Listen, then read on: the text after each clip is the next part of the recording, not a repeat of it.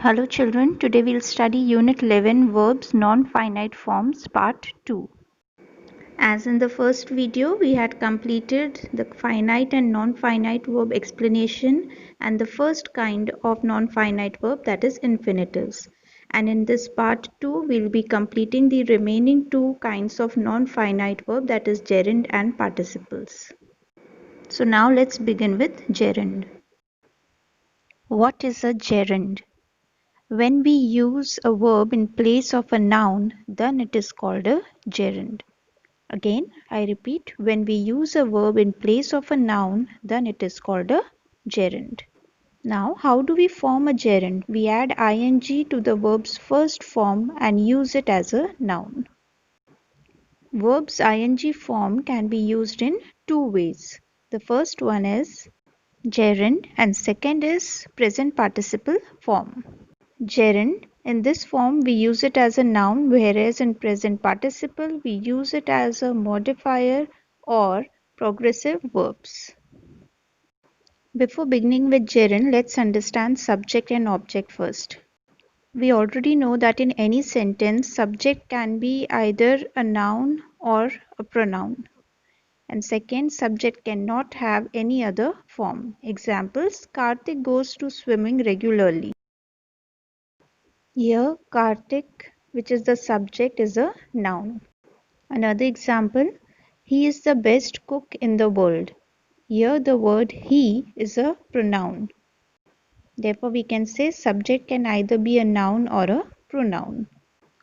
Let's come to some other example. Swimming is good for health. Here, the subject is swimming. Is it a noun or a pronoun? No, it's a verb. Now, how can we use this as a subject? Because just now we learned that subject can only be a noun or a pronoun. We can do it because here the word swimming no longer behaves as a verb now. It behaves like a noun. So it is called a gerund. Let's understand it with some more examples to make it clear. Writing is an exchange of idea. Here, writing is the subject and it's working as a gerund. Second, reading helps a lot in learning new things. Here, reading is working as a subject and it's again a gerund. Coming to the use of gerund. Gerund can be used as a subject. It also can be used as an object. And the third is it can be used as complement of the verb to be. Now moving to examples where we use gerund as an object. I love dancing. Here dancing is a gerund as it works as an object. Second example, Mark enjoys cooking a lot. Here cooking is the gerund as here it's working again as an object. One more example, that is a good painting. Here painting is again working as an object in the sentence. Moving to the third use of gerund, gerund that can be used as complement of the verb to be. Now which are the to be forms? In present we have is and are, and in past we have was or were. Moving to examples, Kirti's favorite hobby is playing the piano. Here students, we can say that playing is a gerund as it's used as the complement of the verb is. Moving further to the second example, competition is trying to do better than your opponent. Here the word trying is a gerund as it's complementing the verb is, which is in the to be form. So children, this is how we can use gerund as complement of verb to be. Students, now I hope gerund is clear to you. Moving further now, let's first remember what we have already learnt. The non-finite verbs. In spite having verb in that, it still works as an adjective, adverb and noun. Then the kinds is gerund, infinitives, and then we'll study about participles. As we know, gerund has the verbs ing form that works as a noun in it. Infinitives where we add to the base form of the verb. So gerund and infinitives, I hope both are clear to you. Now starting with participles. Now what is participle? Participle is not the main verb in the sentence. It doesn't function as verb in the sentence. Other than that, it functions as adjective in the sentence. Remember these 3 points for participles. Now, participles are divided into 3 forms: present participle, past participle, and perfect participle. Present participle is created by adding ing to the verb's base form. It functions as adjective. Children, don't get confused, as we had studied that gerund, they work as verbs ing form, but they function as a noun there.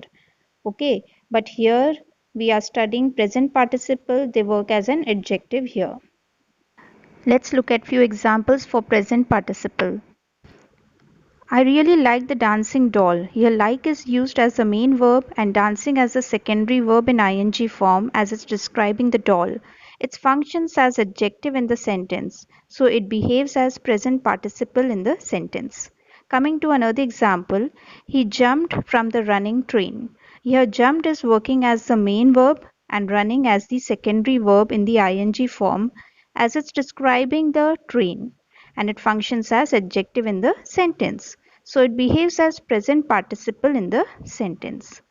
Another example, he sold his working machine. Here sold is working as the main verb and working as the secondary verb in the ing form as it's describing the machine. It functions as adjective in the sentence, so it behaves as present participle in the sentence. Now I hope present participle is clear. Now let's move to the past participle. Past participle is created by verb's third form and it functions as an adjective in the sentence. Let's understand it with some examples. The broken glass cut my foot.